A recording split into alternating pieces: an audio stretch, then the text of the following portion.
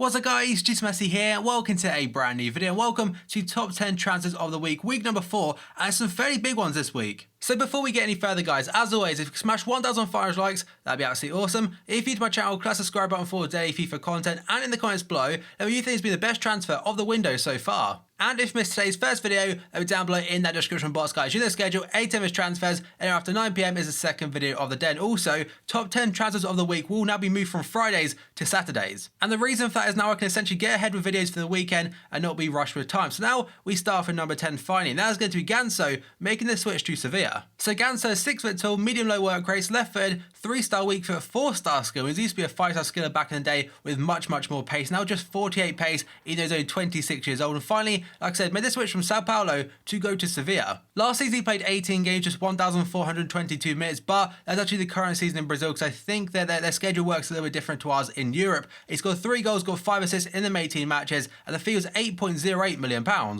So he finally made this switch to Europe. He's been ruined for every single year essentially. I think he used to play with Neymar back at Santos a few years ago, but now has finally made the switch to Spain, and I think it's a very good move for him. I think he'll do very well. Or could it be too late into his career? Who knows, but he is still only 26 years old, so he's definitely got a lot of time to adjust and stuff. His FIFA card looks pretty damn average. I mean, 48 pace again, 82 passing, 81 dribbling, 4-star skill moves. In that sense, he is usable. I am looking forward to seeing how he does in the Champions League and stuff, because I didn't really watch too much of him in Brazil. I've only watched him a few times, I think, for the national team. I think he's actually appeared for them. So now we got to number 9. That is going to be Sabri, I think his name is, going to Real Betis. Now this is a guy I've honestly not watched much of, but I know he's very highly rated in Spain, and he also played for Roma. So he's at number 9 this week. He's a Paraguayan striker now playing for Betis, like I mentioned. High medium work rates, 4-star weak foot, 3-star skill moves. He left from AS Roma, but last season was out on loan from Sporting Gijon in Spain. He's just 20 years old and last season played 30 games, 2,272 minutes, scoring 11 goals and getting 1 assist. And the fee, £6.38 million. And in fact, that's how much he's actually valued at as well. And let's face it, £6.38 million is not much whatsoever in nowadays market.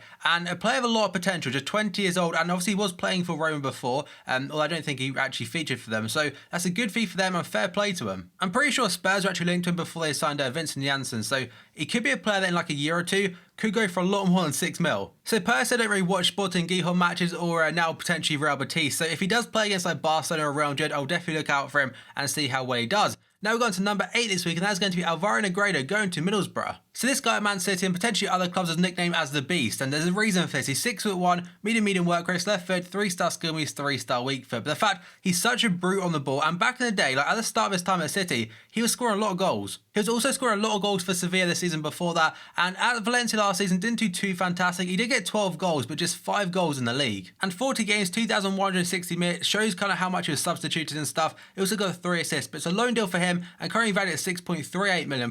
So the reason he's in my top 10 then, so first up, it's a big name for Middlesbrough. No disrespect to them as a club, they're obviously a very big club, but Negredo, he's a player who's played for like Man City and also won a Premier League title with them, and also quite a big name from Spain. And it's pretty similar to the signing of Victor Valdez they got previously just a couple of weeks ago, and it's probably because the manager, I think his name Carranca, being Spanish. And Borough definitely doing the best business out of the 3 promoted clubs. I think Hull City currently without a manager, and they've got just a few outfield players, I think it is. And Burnley, they're signing a few players here and there, but most of them are from the Championship. So he has struggled a little bit in the league the last couple of seasons, and it's kind of obvious, just 5 goals in the league. He actually outscored himself in other competitions, getting 12 altogether. So 12 goals in 40 games, that's not bad. But for a striker being the main man, I think at Borough, it's a very good opportunity for him to regain his confidence. And up until January, he only had 1 goal in the league, so that kind of shows his form there, but hopefully again can turn it around at Borough. Now we go on to number 7, that is going to be Vazquez. So the Italian made the switch from Palermo to go to Sevilla, and I think he's played in Spain before, possibly. I can't remember the club off the top of my head, but he's left footed, medium high work rate, 6'1", 3-star skill moves, and 3-star weak foot. Like I mentioned, gone from Palermo to Sevilla, he's 27 years old, and last season 38 games, 3,298 minutes, 8 goals, and 6 assists. And the fee was £12.75 million.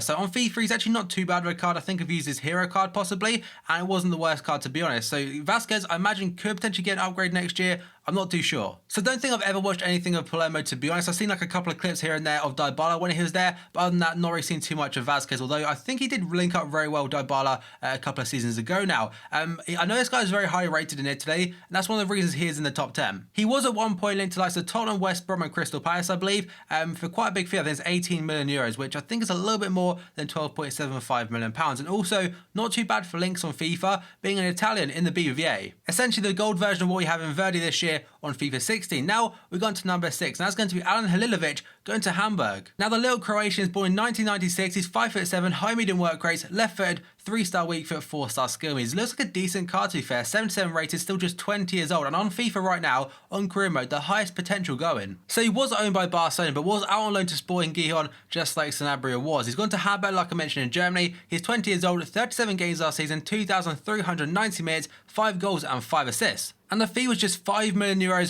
plus a €10 million buyout clause in the first year and a €12 million buyout clause in the second year. So Barca are a very good option on that. If he has one good year, he'll go straight back to Barca. He's currently valued at £8.5 million, so a very, very good fee given his potential. And if he reaches any kind of potential in the next 2 years, like I mentioned, we'll go straight back to the Camp Nou. And he will be quite a nice cheap player to have on FIFA 17, potentially in starter teams. Now we're going to number 5 this week, and that is going to be Wijnaldum, making the switch from Newcastle to Liverpool. So Wijnaldum is 5'9", high medium work rates, right foot, 2-star weak foot and 3-star skills. I thought he had 4-star skills at one point, potentially even 5, but like I mentioned, gone from Newcastle, now in the Championship, to Liverpool for £25 million. It is a very big fee, don't get me wrong, but he's 25 years old, last season 40 games and 11 goals, so I think he actually was the second highest goal scoring midfielder, just behind Mahrez. And on top of that, also got 5 assists and is currently valued at £17 million. So in the space of 4 to 5 days, this went from just being a rumour to him actually completing a deal, which is very, very unlike Liverpool. Usually we won't budge on a fee, and then that means it breaks down and we miss out on the target. But again, we've done very well to get him in very quickly, and Klopp, he obviously wanted him. So he is overpriced, don't get me wrong. £25 million is a lot of money, but in today's market, I think Gylfi Sigurdsson is linked to Everton for £25 million as well. So it's the BPL inflation at its finest. I know a lot of Newcastle fans will be saying that he only showed up in home games last season, which he did. All 11 goals in the Prem did come at St James's Park. He does need consistency, but with better players around him, I think he'll do very well. He's very versatile, can play left, right, cam, centre mid striker. I think Klopp even said can play as like a CDM. And I do think he'll play centre mid next season next to Emre Can with Coutinho, Firmino, Sadio Mane and also Sturridge ahead of him. So we've got a lot of pace and stuff going forward now, just we pretty a little bit more defensively. And now we've gone to number 4. That is going to be Marco Pjaca of Juventus now. It was a big money fee of €23 million, and I'm not gonna lie, I'm not gonna say too much about him because he's never been on FIFA or a team or FIFA in general, and it's pretty hard to talk about someone I've never watched. In fact, I think I saw him a couple of times at Euro 2016 when he played for Croatia, but other than that, I haven't seen him at club level. But he's born in 1995, 6'1", high medium work rates, right foot, and a skill and weak foot. Again, I can't really say what it'd be, but I imagine 4-star skills, I'm assuming, is gone from Dinamo Zagreb to Juve. He is just 21 years old. Last season played 42 games, getting 12 goals and 6 assists. Again, €23 million, which is £19.55 million, I believe, and he's still valued at £6.8 million. That has not been updated for a while. So the reason he's my top 10 despite me not actually seeing him, he's a big talent. I know he's very highly rated by a lot of people. In fact, he was linked to AC Milan and Liverpool for a little bit, but now again has gone to Juve. His stats and skills are still unknown because again, never been on FIFA altered team, but I'm assuming he'll be a silver or a very low rated gold with a lot of pace. I know he has got a lot of pace about him and potentially a little bit of skill moves, but I'm looking forward to seeing, especially in the Champions League, to see how he copes. And potentially could be quite a cheap gem for FIFA 17. Now we've gone to number 3, and that's going to be ANDRE Schurrle making the switch from Wolfsburg to Borussia Dortmund. So Schurrle is 6 foot tall, medium work rates, right foot, 4-star skill moves, 4-star weak feet. He's 25 years old, last season played 41 games, getting 12 goals and 7 assists. So the fee in pounds is anywhere between £25.5 million and 26.9. I believe it's rumored around €32 million. So a big fee for him, and currently valued at 15.3. So you go back 3 or 4 weeks, and it looked really bad for Borussia Dortmund. They had the spine of their team taken away from them with Matt Hummels, Ilkay Gundogan and Mkhitaryan. They had a few players left, like obviously Marco Reus, now their captain, and also Aubameyang. And they've just replaced them with so much depth. I think there's a picture going around where they got, I think it's 2 players in every single position, and that's not including players that can play multiple positions. So fair play to him for doing that. It's a big fee they're definitely going forward. Now on to number 2 this week, we've got Mario Götze re-signing for Dortmund. So Götze is 5'9", medium work rates, 4-star skill moves, 4-star weak foot and right foot. Gone from Bayern Munich back to Borussia Dortmund. He's 24 years old, played 21 games last season, just 1,219 minutes. But in that small amount of time, he did contribute towards 10 goals with 6 goals and 4 assists. The fee was £22.1 million apparently, anywhere up to like €28 million, and he's currently valued at 29.75. And that's because he is still fairly young and has still got a lot of potential about him, just he needs to kind of find form and get first team football yet again, which he will at Dortmund. So he's returned to a club where the fans started to turn him in when he left, and he was considered a traitor. So he's got a massive point to prove, but I think he can do it. Unfortunately, it didn't work out from a Bayern Munich, but I think at Dortmund, it's where his home is and stuff. I think that's where he will thrive again. Hopefully he does anyway, because I want to see him do well after obviously helping Germany win the World Cup just 2 years ago. So the fee does seem like a hell of a lot, but in all honesty, technically it works out they've made a profit because 3 years ago they sold him for more than that. It's kind of like a really expensive loan. I really hope he gets back to full fitness and again, fires on all cylinders for Dortmund again. Now we're on to number 1 this week. That's going to Andre Gomes going to Barcelona. So he's 6'2", medium work rate, right foot, 4-star weak foot, 3-star skill moves, gone from Valencia to Barcelona. He's 22 years old, last season played 41 games,